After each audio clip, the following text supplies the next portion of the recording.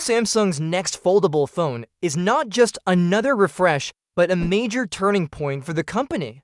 Well, that might just be the case with the Galaxy Z Flip 7 and its more affordable sibling, the Galaxy Z Flip 7 FE. Just recently, reliable leaker Evan Blass shared renders of both devices, showing off their colors and designs. The regular Galaxy Z Flip 7 is expected to look very similar to the Flip 6, but there are some small changes.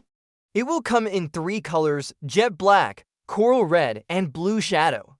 Under the hood, the biggest change is the processor. Instead of a Qualcomm Snapdragon chip, Samsung is using its own in-house Exynos 2500 processor. This is a big move because Samsung originally planned to launch this 3nm chip in the Galaxy S25 series. But it wasn't ready in time, so now, the Flip 7 becomes the first phone to test it out. That's a bold decision because people will now judge how good or bad this new chip is based on the performance of the Flip 7. If it's smooth and fast, it could build trust for the next Exynos chip, the 2nm Exynos 2600, expected in the Galaxy S26. On the other hand, if the Flip 7 struggles, it might turn users away from Exynos once again. Now let's talk about the Galaxy Z Flip 7 FE. This is the first time Samsung is adding an FE or Fan Edition version to its foldables.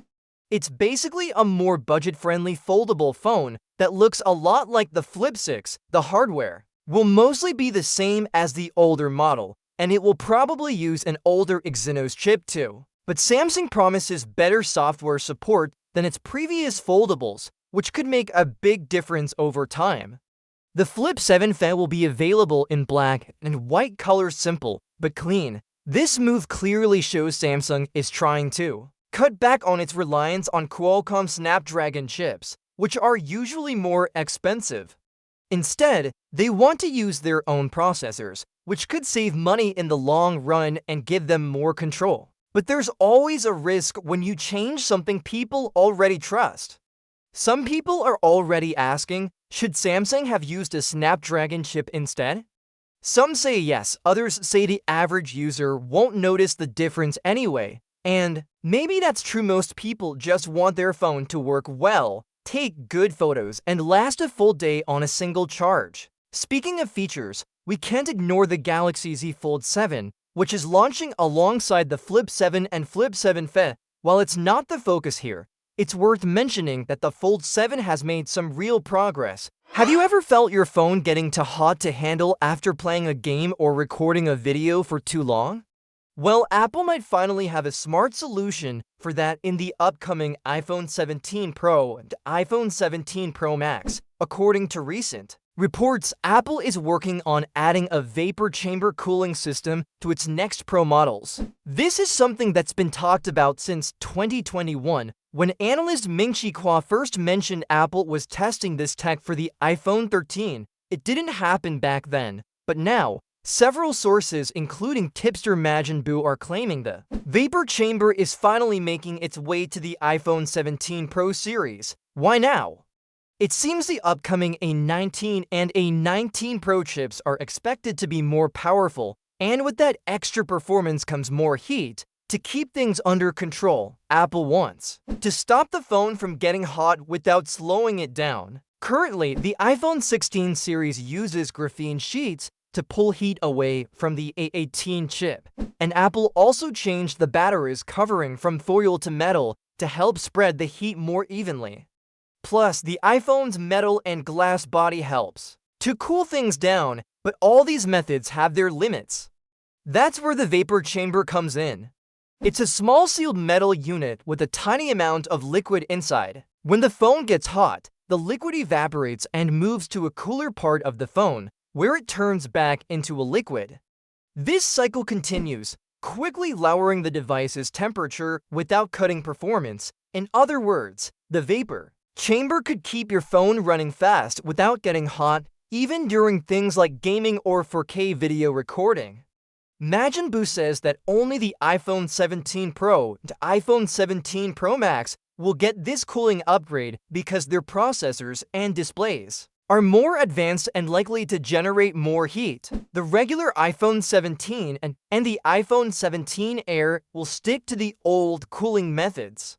Now, while Majinbuu hasn't always been accurate, he's not alone in saying Apple is finally serious about using vapor chambers, and honestly, it makes sense. The newer chips are getting faster, the displays are getting brighter and more capable, and users are doing more demanding things on their phones every day.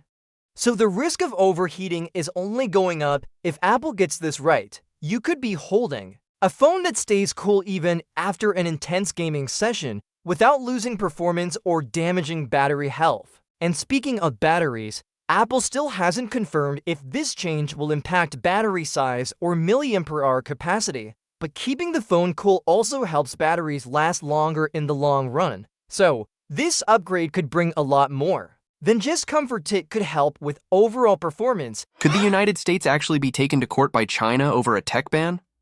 It might sound extreme, but that's what China is now suggesting after the US expanded restrictions on Huawei's AI chips.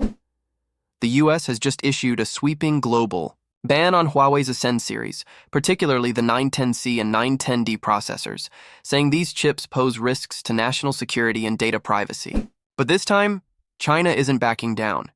Instead, it's signaling a possible legal response, pointing to its own anti-sanction laws as a foundation to take action.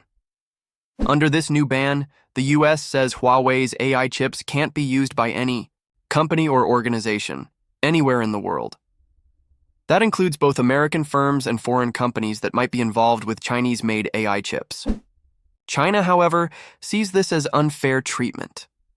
Officials in Beijing are calling it an abuse of power, arguing that the US is using national security as an excuse to suppress Chinese technology and gain an edge in the global chip race.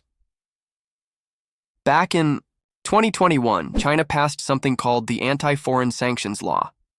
This law allows Chinese authorities to go after foreign entities, companies, or even individuals that follow sanctions or restrictions that China considers unjust.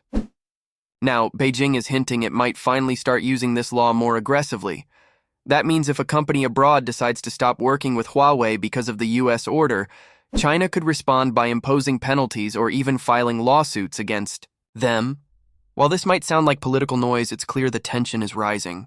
China called the US move unilateral bullying and says it goes against international trade rules. Officials have warned they are watching the situation closely and are ready to defend their companies. What makes this moment different is the legal threat. China isn't just complaining.